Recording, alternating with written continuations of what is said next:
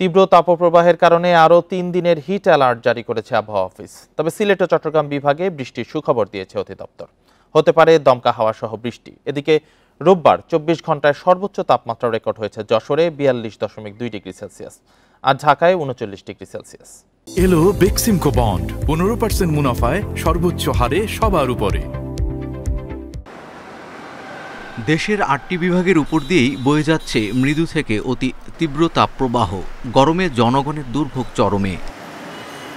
যশোর ও রাজশাহী জেলার উপর দিয়ে অতি তীব্র এবং টাঙ্গাইল, পাবনা, সিরাজগঞ্জ সহ পুরো খুলনা বিভাগের উপর দিয়ে বয়ে যাচ্ছে তীব্র তাপপ্রবাহ।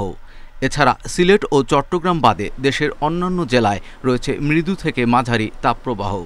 চলমান তাপপ্রবাহ এটি আরও অব্যাহত থাকার সম্ভাবনা রয়েছে এবং এটা আমরা আশা করছি যে আগামীকালকের যে তাপমাত্রা সেটা আজকের তুলনায় সামান্য বৃদ্ধি পাওয়ার সম্ভাবনা রয়েছে। আগামী ২৪ ঘন্টার পূর্বাভাসে বলা হয়েছে সিলেট ও চট্টগ্রাম বিভাগের দু এক জায়গায় দমকা হাওয়া সহ বৃষ্টি হতে পারে।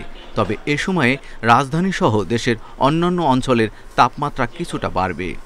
আগামী ২৪ ঘন্টার আবহাওয়ার পূর্বাভাসে বলা হয়েছে সিলেট এবং চট্টগ্রাম বিভাগের দু এক জায়গায় অস্থায়ীভাবে দমকা অথবা ঝোড়ো হাওয়া সহ বৃষ্টি অথবা বজ্রসহ বৃষ্টি হতে পারে। আশা করছি যে মে মাসের ২ তারিখ থেকে এই বৃষ্টিপাতের এলাকা বৃদ্ধি পেতে পারে, অর্থাৎ ময়মনসিংহ, সিলেট, চট্টগ্রাম, বরিশাল বিভাগের সাথে ঢাকা বিভাগের বেশ কিছু এলাকাতেও বৃষ্টিপাতের সম্ভাবনা রয়েছে। কালবৈশাখীর প্রভাবে মে মাসের প্রথম সপ্তাহে বৃষ্টি হতে পারে।